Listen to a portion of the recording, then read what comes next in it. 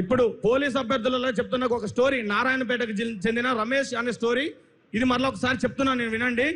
మే నెలలో జూన్ నెలలో తొలకరి జల్లులు పడ్డాయి. తొలకరి జల్లులు పడ్డ తర్వాత ఆయన మన ఇంటి దగ్గర ఉన్న వాళ్ళు కౌలుకి రైతుకు పొలానికి రైతు డబ్బులు చెల్లించాలి కదా. ఆ డబ్బులు చెల్లించడం కోసం తన భార్య మెడలో ఉన్న బంగారు తాడిని బ్యాంకులో తాకట్టు పెట్టి ఆ డబ్బులు తీసుకువచ్చి కొన్ని భూమి తీసుకున్న వ్యక్తికి కట్టి మిగిలిన డబ్బులు విత్తనాలకి దాచుకున్నాడు అనమాట. ఆ దాచుకున్న డబ్బులు ఏం చేసిందంటే జూన్ 2వ తారీఖు 19,000 పోస్టులతో నోటిఫికేషన్ రాబోతుందని సివి ఆనంద్ గారు ఆర్థిక శాఖకు ఆమోదం పొందిందని చెప్పారు. అది చూసిన ఆ తండ్రి ఆ డబ్బులు కొడుక్కి ఇచ్చి హైదరాబాద్ తోలితే కరెక్ట్గా హాస్టల్ ఫీజు, కోచింగ్ ఫీజు అన్ని డబ్బులు అయిపోయిన తర్వాత 5,000 పోస్టులకు మాత్రమే ఆర్థిక శాఖ ఆమోదం తెలియదని చావు కబురు చల్లగా చెప్పినప్పుడు ఆ కొడుకు మాకు ఫోన్ చేసి, అన్నా ఇంటి దగ్గర నాన్నకి విత్తనాల డబ్బులు తీసుకొని కోచింగ్కి వచ్చిన కన్న తల్లి ఏమో బంగారు తాడు ప్లేస్ లో పసుపు తాడు కట్టుకొని నిలబడింది, వీడేమో 5,000 పోస్టులు వేస్తా అంటున్నాడు, నా కులానికి ఒక్క పోస్ట్ వస్తుందని చెప్పితే దానికి సమాధానం ఏమని చెప్పాలి? తెలంగాణలో ఎవరిని అడగాలి? ఆ సమాధానం ఎవరిని అడగాలి? ఆ పిల్లగాడి యొక్క గొంతు ఎంత? రేవంత్ రెడ్డి కాదు, 5,000 పోస్టులు నువ్వు ఎలా పంచుతావన్నావో నేను ఇక్కడి నుంచి చెప్తున్నా, వినండి మీరు. సరూనగర్ స్టేడియం నుంచి నువ్వు ఏ ఎల్బీ నగర్ స్టేడియంలో అయితే 5,000 నియామక పత్రాలు ఇస్తున్నా, తలలు లెక్క పెట్టుకుంటున్నావు కదా, ఇదే మా పోలీస్ అభ్యర్థులతో ఛాలెంజ్ చేస్తున్నా.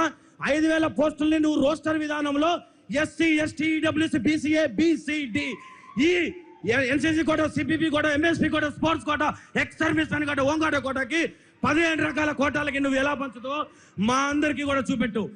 5,000 పోస్టుల్లో 3,000 పోస్టులు సిటీ సరౌండింగ్ లో పోతే 2,000 పోస్టులు 29 జిల్లాలకు వస్తే మిగిలిన 1,400 పోస్టులు 33% మహిళల బొంగ 1,400 పోస్టులు 29 జిల్లాలకు 14 కేటగిరీలకి పంచు. నువ్వు పంచే ధైర్యం ఉందా? నీకు గుండె ధైర్యం లేకనే ఇన్ని రోజులకు 5,000 పోస్టులకి నువ్వు నోటిఫికేషన్ ఇవ్వలేకపోయినావు. అదే ఇచ్చే ధైర్యం ఉందా? ఒక్క కులంలో ఒక్క పోస్టు కూడా రాకుంటే నువ్వెందుకయ్యా పోస్టులు నువ్వెందుకు ఇస్తున్నావు?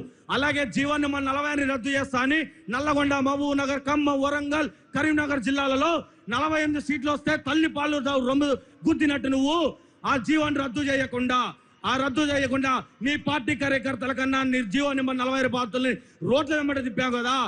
ఆ రద్దు చేయకుండా జీవన్ నెంబర్ 40 రద్దు చేయకుండా దాని మీద క్యాబినెట్ సబ్ కమిటీ వేసి ఆ కమిటీ రిపోర్ట్ లేకుండా ఇంతవరకు ఇవ్వకులే. ఆ కమిటీ రిపోర్ట్ ఇవ్వకుండా టీజీఎస్పీ పోస్టులను రిలీజ్ చేసినట్లయితే దాని మీద కోర్టులో కేసు వేస్తుందని తెలుసుకొని ఈ తెలంగాణ ఉమ్మడి ఆంధ్రప్రదేశ్ వచ్చిన చరిత్రలో టీజీఎస్పీ పోస్టులు లేకుండా నోటిఫికేషన్ ఇచ్చిన చరిత్రలో రేవంత్ రెడ్డి గారు ఒక్కడే మిగిలిపోయిండు. ఇన్ని అవాస్తవాలు జరుగుతున్నాయి. అదే జీవన్ నెంబర్ 46 మీద హైకోర్టులో కేసు నడుస్తున్నప్పుడు రాకేష్ రెడ్డి అన్న మా అందరి దగ్గరకు వచ్చి ఆ రోజు ముఖాల మీద కూర్చొని ఏడుస్తున్న సమయంలో మా మేము ఓట్లేసిన ఏ నాయకుడు రాలే, మేము ఓటేయని రాకేష్ రెడ్డి అన్న వచ్చే మా కన్నీళ్లు కూర్చాడు. ఇక్కడున్న పోలీస్ అభ్యర్థులందరికీ అది గుర్తుపెట్టుకోవాలి. ఆ రోజు కేటీఆర్ సార్ గారు మాకు ఫోన్ చేసి, బిడ్డ మేము ఆ రోజు తప్పు జరిగింది మా వల్ల తెలుసుకోలేక దాని తర్వాత ఆ కేసుని కూడా సుప్రీంకోర్టు వరకు సార్ తీసుకెళ్లి మనకు సహకరిస్తున్నాడు. అలాగే జీవన్ నెంబర్ 31 ఏజ్ రిలాక్సేషన్, ఇది ఎంత అన్యాయమో చెప్తా.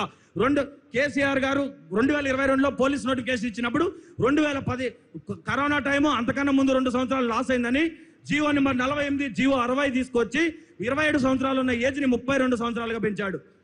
నేను అంతకన్నా గొప్పని కావాలనే ఉద్దేశంతో జీవో 31 తీసుకొచ్చి 32 సంవత్సరాలని 34 తీసుకొచ్చాడు.